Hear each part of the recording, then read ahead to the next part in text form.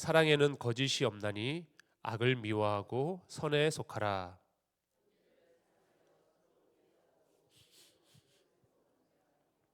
부지런하여 게으르지 말고 열심을 품고 주를 섬기라.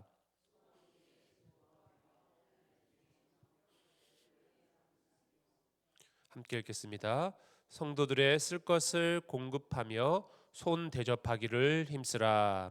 아멘. 로마서는 크게 두 부분으로 나눌 수 있습니다. 첫 번째 앞부분인 1장에서 11장까지는 신앙의 교리를 믿음으로 구원을 얻는다라고 하는 신앙의 교리를 자세하게 설명합니다. 그리고 뒷부분인 12장부터 16장까지는 그리스도인의 믿음의 모습, 그리스도의 신앙생활의 모습에 대해서 구체적으로 어떻게 살아가는 것이 그리스도인다운 모습인지 가르쳐주고 있습니다. 바울은 바른 신앙과 함께 그리스도인의 경건한 생활을 강조합니다. 오늘 본문은 이렇게 예수 그리스도를 믿어 그리스도인 된 우리가 어떻게 살아가는 것이 믿음의 삶의 모습인지에 대해서 말씀해 주고 있는 첫 번째 장이고, 특별히 오늘은 하나님 나라에 속한 자들이 지켜야 할 삶의 대원칙이 사랑이라고 말하고 있습니다. 오늘 우리에게 들려주시는 하나님의 말씀을 내 삶의 자리에 비추어서 자신을 돌아보고 다시금 믿음 위에 굳게 설 수 있게 되기를 간절히 소망합니다.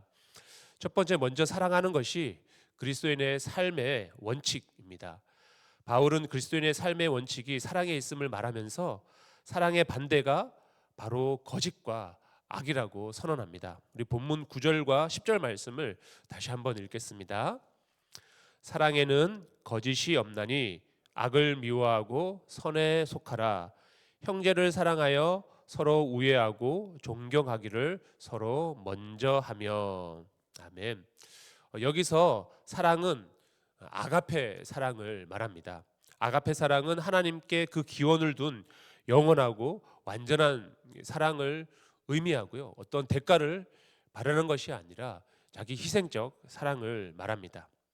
이것은 인간적인 사랑의 대조적인 절대적인 사랑입니다. 반면에 여기서 거짓이라는 표현은 가식 혹은 외식이라는 의미를 지닙니다. 그러므로 사랑에는 거짓이 없다는 이 말씀은 성도가 실천해야 할 사랑은 가식이 없는 마음에서 우러난 순전한 것이야 함을 보여줍니다. 사랑을 실천하되 위선 없이 순수하게 사랑해야 한다라고 하는 것입니다. 하지만 우리 스스로는 그런 사랑을 할 수가 없습니다. 그러니 우리는 날마다 예수 그리스도 그 십자가 앞에 나아가 주님을 바라보며 주님께서 우리에게 베풀어 주신 그 사랑을 기억하면서 그 사랑을 기인하여 우리가 사랑을 나눌 때 외식 없는, 가식 없는 진실한 사랑을 나눌 수 있다라고 하는 것입니다. 그래서 오늘 말씀은 사랑은 선에 속한 것이다 라고 말합니다. 새 이스라엘인 교회는 유대인과 이방인, 그리고 남자와 여자, 부자와 가난한 자가 아무런 차별 없이 속할 수 있어야 하는데, 구성원들이 서로의 차이점을 찾고 차별하기 시작하면 예수님의 몸된 교회로서 하나가 되라는 명령에 순종할 수 없을 것입니다. 그런데 당시 이 초대교회 상황 가운데, 특별히 로마에 있는 교회는 여러 부류의 사람들이 모이다 보니까 여러 가지 차별이 발생하기 일쑤였습니다. 실제로 초대교회에서 가장 큰 문제는 유대인과 이방인의 식문화가 다른데 있었습니다. 유대인들의 입장에서 볼 때 얼마 전까지만 하더라도 가정에서 가증하다고 여기고 하나님께서 먹지 말라라고 하는 돼지고기를 먹는 이방인들과 같은 자리에 있는 것이 매우 불편했습니다. 이방인들의 입장에서도 그런 유대인들과 같이 함께하고 또 함께 식탁에 교제를 나누는 것이 꺼려지는 것은 마찬가지였습니다. 자신들을 향하여서 혐오의 마음을 품고 있는 자들과 함께 모여서 함께 예배하는 것은 어쩌면 가식적이고 외식적인 모습이었을지도 모릅니다. 바울은 문화적인 차이 때문에 서로를 반복하는 일이 없도록 사랑과 우애와 존경을 서로 먼저 표현하면서 그런 문화적 차이를 넘어서 예수 그리스도 그분 안에서 하나가 되고 사랑을 나눌 것을 권면합니다. 그리스도인들은 예수님을 믿는다는 공통점에 근거하여 하나가 되기 위해서 최선을 다해야 하는 것입니다. 10절에 우애하고 그래서 이 우애한다라고 하는 말은 특히 가족 간의 사랑을 뜻합니다.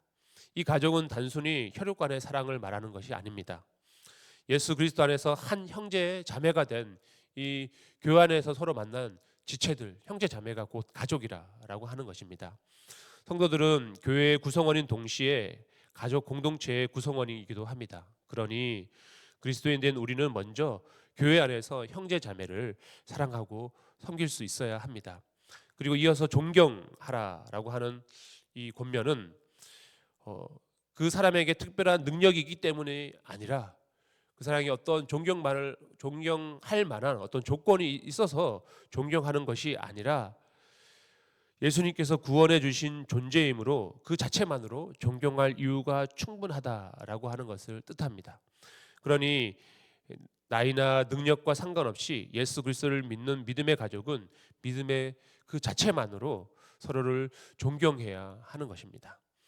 교회는 다양한 사람들이 모인 곳입니다. 그러다 보니 그 안에 분명 서로 다름이 존재합니다. 태어난 환경이 다르고 또 생각이 다르고 또 현재 살아가는 삶의 모습도 다릅니다. 하지만 이런 서로의 다름은 틀림이 아닙니다. 서로 다르다고 하여서 차별하거나 멀리하는 것이 아니라 예수 그리스도 안에서 한 형제 자매 되어 사랑하고 존경하라는 주님의 말씀을 따라 뜨겁게 사랑하는 우리 성안교회가 될 수 있기를 소망합니다. 두 번째, 사랑은 부지런히 섬기라는 것으로 표현해야 합니다. 바울은 그리스도의 사랑이 어떤 모습으로 표현되어야 하는 것을 우리에게 가르쳐주고 있는데요. 우리 11절에서 13절 말씀을 다시 한번 읽겠습니다. 부지런하여 게으르지 말고 열심을 품고 주를 섬기라. 소망 중에 즐거워하며 환난 중에 참으며 기도에 항상 힘쓰며 성도들의 쓸 것을 공급하며 손 대접하기를 힘쓰라. 아멘. 사랑은 마음에서 우러나는 것이지만 표현하지 않으면 알 수가 없습니다. 그래서 사도 바울은 사랑을 열심히 표현할 것을 강조합니다. 그래서 사도 바울은 주를 섬기라, 즉 주님의 몸된 교회를 잘 섬기라고 우리에게 가르쳐주고 있는데요. 이때 우리 11절에 보니까 부지런하고 게으르지 말고 열심히 섬기라라고 사실상 같은 의미의 말을 세 번이나 반복하면서 주님 몸된 교회를 최선을 다하여 섬길 것을, 그 사랑을 실천하기 위해 최선을 다해야 하는 것을 강조하고 있습니다. 형제 자매를 섬기고 교회를 섬기는 것이 사랑의 표현이라고 하는 것입니다. 실제로 교회 안에서 함께 봉사하고 섬기는 것은 때로는 힘들고 지치기도 하고 마음이 상할 때도 있습니다. 그런데 그렇게 끝나는 것이 아니라 그런 사랑의 섬김과 봉사를 통하여서 그 안에 하나님의 사랑이 전달되어지고 나누어지게 됩니다. 그런 섬김 안에, 그런 봉사 안에 사랑이 담겨 있기 때문입니다. 작은 섬김을 받을 때 위로를 얻고 치유가 일어나고 우리 교회에 너무 좋다라고 하는 따뜻한 사랑을 경험하게 됩니다. 그리고 함께 고생하면 섬기는 지체들 안에서 사랑의 유대감을 경험하게 되는 것입니다. 그러니 신앙생활은 사랑을 함께 나누는 것이고 그 사랑의 나눔은 바로 교회 안에서 함께 봉사하고 실질적인 사역에 참여하고 섬김을 통하여서 이루어지게 되는 것입니다. 때로는 그 안에 힘들고는 갈등이 있지만 그 갈등 안에서도 주님의 사랑을 배우게 된다라고 하는 것입니다. 그리고 12절에 소망과 즐거움을 마음에 품고 환난을 당하라도 인내하고 항상 기도에 힘쓰라라고 가르쳐 주는 것인데요. 사랑을 실천하는 것은 이처럼 때로는 힘겨워 버티고 인내해야 할 때가 있습니다.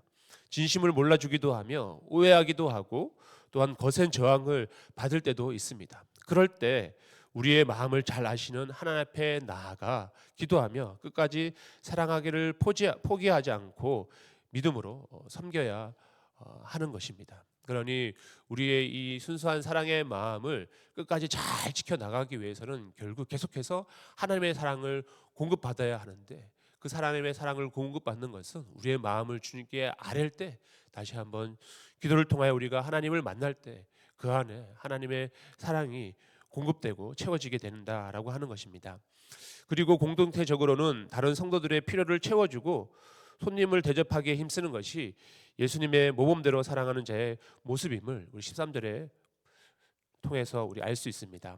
성도들의 삶의 자리를 실질적으로 관심을 갖고 그들의 필요를 채워줄 것을 사도 바울은 우리에게 명령하고 있습니다. 이것은 매우 실제적인 것을 말합니다. 어려움 가운데 있는 형제 자매에게 내가 가진 것을 나누는 것, 또 나도 비록 넉넉하지 못하지만 사랑의 마음을 갖고 내 것을 남에게 또 지체에게 기꺼이 내어주는 것을 우리에게 말씀합니다. 그러므로 사랑은 때로는 이렇게 대가를 지불해야 합니다. 그런데 참 감사한 것은 주님은 우리의 이런 사랑의 실천, 나의 대가를 나누는 것을 나 몰라 하지 않습니다. 주님께서는 우리가 그 나누는 그 자리에 주님도 함께 계시고 그것을 상대방이 받고 있지만 단순히 그 사람이 받는 것이 아니라 예수님께서 받는다라고 우리에게 가르쳐주고 있는데요. 마태복음 25장 40절 말씀을 제가 읽어드리겠습니다. 임금이 대답하여 이르시되 내가 진실로 너에게 이르노니 너희가 여기 내 형제 중에 지극히 작은 자 하나에게 한 것이 곧 내게 한 것이니라 하시고 아멘. 그러니 우리가 공동체 안에서 어려움 가운데 있는 그들에게 나의 것을 사랑의 마음을 담아 나눌 때 그 사람이 우리의 것을 받고 용기를 얻고 하나님의 사랑을 실천하기도 하지만 하나님께서는 그 손길이 복되게 하여 주셔서 하나님께서 기뻐 받으시는 그런 예배가 되기도 하고 하나님께 드림이 되기도 하며 또한 하나님께서 그것을 갚아주신다라고 우리에게 약속해 주고 있습니다. 그러니 사랑의 실천은 우리에게 복이 됩니다. 초대교회는 외적으로 박해와 싸워야 했고 내적으로는 다양한 출신 배경을 가진 성도들 사이에 갈등을 해결해야 했습니다. 그런 상황에서 바울은 하나님의 사랑을 받은 자들은 능히 그 사랑을 나누어 줄 수 있다고 확신했습니다. 우리는 어떤 사랑을 실천하고 있는지 돌아보고 말씀에 순종하기로 결단하는 시간을 가집시다. 우리의 작은 사랑의 실천을 통하여서 우리 성안교회와 우리 이웃이 하나님의 사랑을 경험하는 귀한 은혜가 있기를 간절히 축복합니다. 함께 기도하겠습니다. 하나님 아버지, 하나님의 사랑을 실천하는 저희가 거짓이 없고 악을 미워하며 환난 중에도 소망을 품고 기도하는 자가 될 수 있도록 도와 주옵소서. 오늘 저희들의 삶에 이러한 은혜가 있게 하여 주시기를 소망합니다. 서로 사랑하며 우애하며 존경하며 부지런하며 환난 중에 기도로 하나님의 영광을 나타낼 수 있도록 우리를 도와 주옵소서. 나와 다른 것에 대하여 불편하게 생각하기보다는 그리스도 안에서 한 형제 자매 된 것을 감사히 여기며 존중하고 마음을 나누고 필요를 떠나 나의 것을 기꺼이 내어줄 수 있는 사랑을 더하여 주옵소서. 우리 성안교회가 그런 사랑의 공동체가 되기를 원합니다. 누가 오더라도 서로 사랑하며 섬기는 따뜻한 사랑을 경험하는 주님이 함께 하시는 교회가 되게 하여 주옵소서. 예수 그리스도 이름으로 기도합니다. 아멘.